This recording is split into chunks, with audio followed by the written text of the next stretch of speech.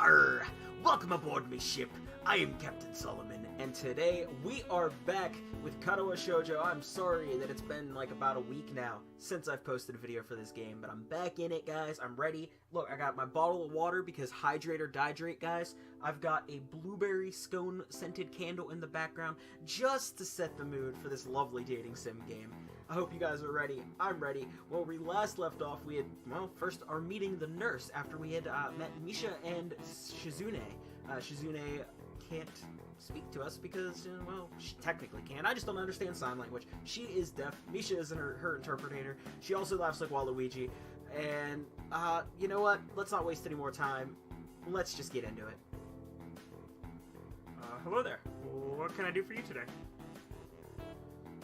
He is young-looking and sort of rugged, and the dimples in his cheeks wash that impression away when he smiles. Are you the nurse? He smiles like a person who has heard this very same question hundreds of times. Why, yes I am. It says so on the door, no? Why do I pick stupid voices, guys? Like, not even worth the characters. I'm sorry. You can call me by my name, or just the nurse, like everyone else. Of course, I shake off my confusion, realizing I probably should grab his extended hand. His handshake is rather firm and friendly. Right. I'm a new student, and my homeroom teacher told me to come and meet you. My name is Hisao Nakai. His eyes light up with revelation, and he snaps his fingers. Oh, you're that Nakai. I was just reading your file in the morning. Some kind of chronic arrhythmia, related congenital heart muscle deficiency, right? He gestures me to sit down in a vacant armchair in front of his desk. Yeah. Good. Well, you've probably been briefed about the school enough, so I'll just go over this quickly. We have all kinds of facilities available, most physical therapy and such. There's always some of my staff around, even at night, so never hesitate to call us if there is a problem. The famous 24-hour nursing staff. Wow. This is like a hospital. Well, not exactly. For instance, we don't do brain surgery here. Ha! His joke feels so out of place that I'm left thinking why he even said it. Yeah, just that it's really weird to have so many medical people at a school. You'll get used to it. I'm not so sure of that myself, but I don't let the nurse know it. Now, let me find your file again. While he searches for something from his computer and shuffles stacks of papers around, I let my gaze wander around the room. It's the epitome of generic, I'd like to say.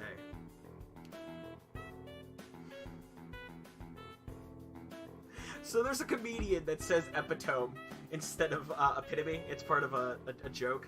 And I purposely, I said it, and as soon as I said it, I'm like, no, that's a comedian. So, yeah, I'm not that stupid, guys. Epitome, I'm sorry. Beige walls and ceiling, dark gray laminate flooring, and all the equipment you'd expect from a school nurse's office. Even the ridiculous educational posters are hanging on all four walls, reminding me to eat properly, 3 times a day, and from all the food groups. I could have used that over the last few weeks.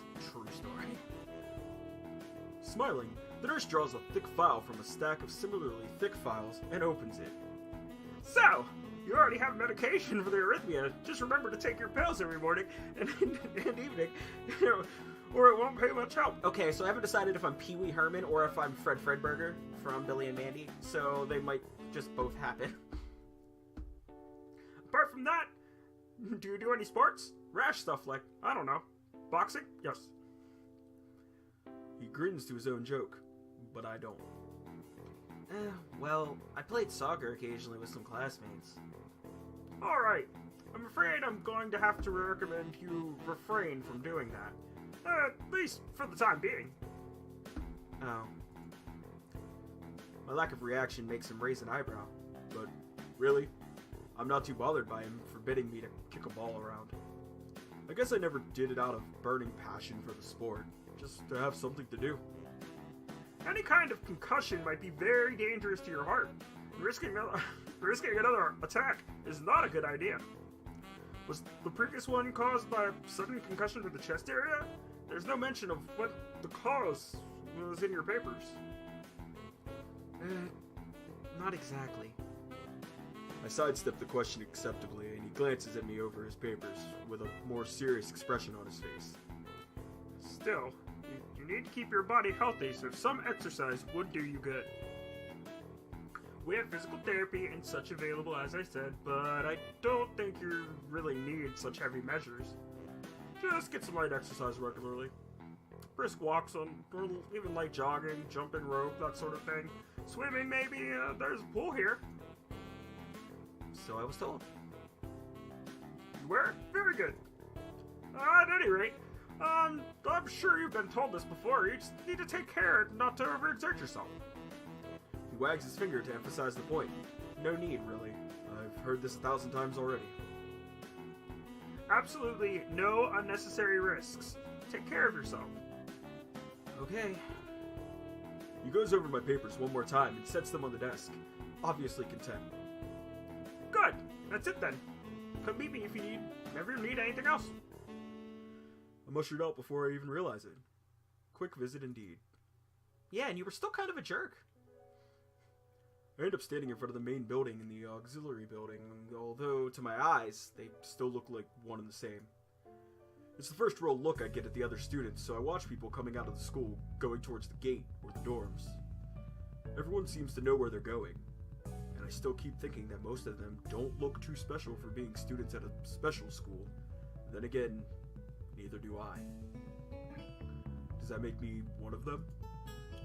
One of us? I should go somewhere too, to prevent me from getting lost. It's around dinner time, but I feel tired instead of hungry. The weariness in me only grows as I trudge towards the dorms, set a little way apart from the main building complex. There is a garden of sorts between the school and the dorms, shrubbery, flowers, that overbearing smell of fresh-cut grass that fills the atmosphere. It dawns on my tired mind that the smell feels novel because I haven't been outside at all for so long. The dorm building is big and made of red brick, like the others. It feels way too pompous for what it is, so I push forward, going inside. It takes more time than necessary to fish out the key I was given from my pocket. Room 119. Despite the ornate exterior, the inside of the dorm is fairly new, functional, and boring. Just like in the main building, the halls and doors are wide to accommodate wheelchairs. The same goes for the elevator at the ends of the hallways. I poke my head around the corner of the common room door. Inside, a few students are watching the television. One nods and gives a quick hello before turning back to the TV. It seems that only the girls around her are sociable. I suppose that's perfectly fine with me. I climb the stairs to the upper floor. Here, small corridors branch off from the main hallway. Each of these minor halls seems to have a toilet and a shower, as well as 4 rooms. About halfway down the hall, I spy room 119. The nameplates on the rooms adjacent to mine are blank. I guess there are just 2 of us here. Light shines from below the door of 117, so I knock lightly. Hello? Is anyone home? From inside, I hear a few movements, then the clicking of way more locks than I thought these doors had. After a moment, the door squeaks open. I know what voice you're getting. A bespectacled boy is standing in the doorway. He is looking at me very intently through his extremely thick glasses. Who is it? That wasn't what I want. Let me try that again. Who is it? There we go. It's a little closer. Blind? See, look. I'm fucking on this. Blind? No, at least not completely. Why would he have eyeglasses if he was? He leans closer to me until our noses are almost touching. His breath stinks of garlic. Hisao Nagai. I'm moving into the next room. I thought I should introduce my... His face suddenly brightens in realization, and he stands back upright, thrusting his hand out in a smiling greeting, almost straight to my diaphragm. Oh, sup, dude? The name... Oh my god. Oh, sup, dude? The name's Kenji. Hi. I take Kenji's sweaty hand and shake it, still a little rattled by the sudden change of attitude and vehement Never mind, I'm just bad at English. Vehement welcome. There were some suspicious-looking people going in and out of your room earlier. It was probably my parents. Your parents? You sure? Because they could have been some other people, too. You can't judge a book by its cover. This out-of-place proverb is left hanging between us awkwardly as I try to think of some way to respond. I'd say the chances are high enough. He shudders and makes some exaggerated hand gestures. You're a brave man, Sal. Me, I don't think I could trust the chances. The only one I trust is myself. Does that mean I shouldn't get to know you either? He thinks about this for a while. A wise decision. Damn, you are smarter than you look. Probably. What do you look like? I hope not smart. God damn it. He squints his eyes and leans closer again, but I lean backwards to dodge it. Never mind. It doesn't matter.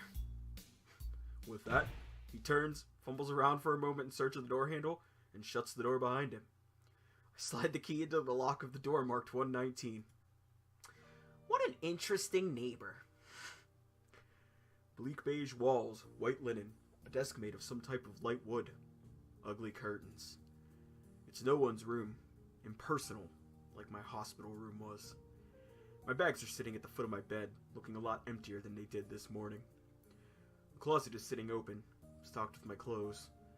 Also, it seems that there are a number of school uniforms hanging there as well. A note is pinned to the sleeve of one of the shirts. I don't know. I'm just going to read it in my normal head voice. Hi, Ichan. We've unpacked your things and made your bed. They said that if these don't fit, then you should go to the office tomorrow. If you have any problems, you can always call us. Love, Mom and Dad. Well, at least I don't have to worry about unpacking. I kind of hoped I would have, then there would be something to do. It's still too early. Put the note down on the desktop and lie down on the bed, feeling drained. Lying there makes me want to read something, but I have nothing with me. I wonder if the hospital conditioned me for wanting to read whenever I have nothing to do. The restless urge just keeps growing until I have to stand up. Maybe it's stress or something. I was pretty nervous about it before coming, and for the entire day too. I still am, I think. Damn. I have to distract myself somehow, so I won't be this unnatural all the time. Tomorrow, I'll go borrow some books from the library. Yeah, I'll do that. But for now, the bottle of medications neatly arranged on my night table catch my eye. I pick up one and shake it just to hear the contents rattle inside, and then read the glued-on pharmacy label. Hesen Nakai, 2 tablets daily to stay alive. Wow! Okay, little to the point. That makes sense. Doesn't really say that, but it could just as well have. It's kind of twisted, having your life depend on chemicals like this. I resent it a little, but what choice do I have?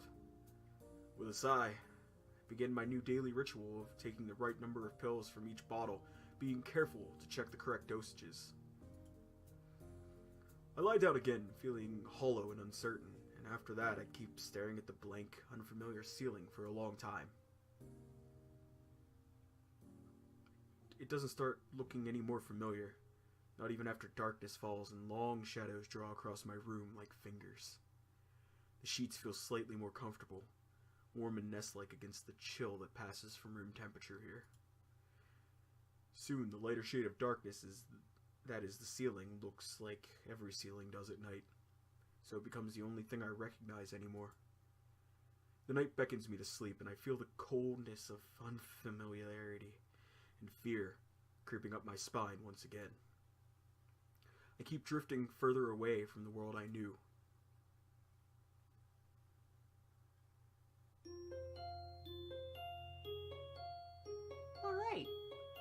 seems we went to bed. First day wasn't that bad, he just needs a positive mental attitude. Well, I was gonna play a little more for this episode, but why not? We got a night in, we got some good rest, so let's start fresh in the next video. So, yeah, we talked to the nurse, we met our roommate who is... maybe eccentric is the word I'm looking for, I don't know. But, until the next video, I've been Captain Solomon. Y'all have been aboard my ship. Now, walk the plank! and I'll see you in the next video. Take it easy.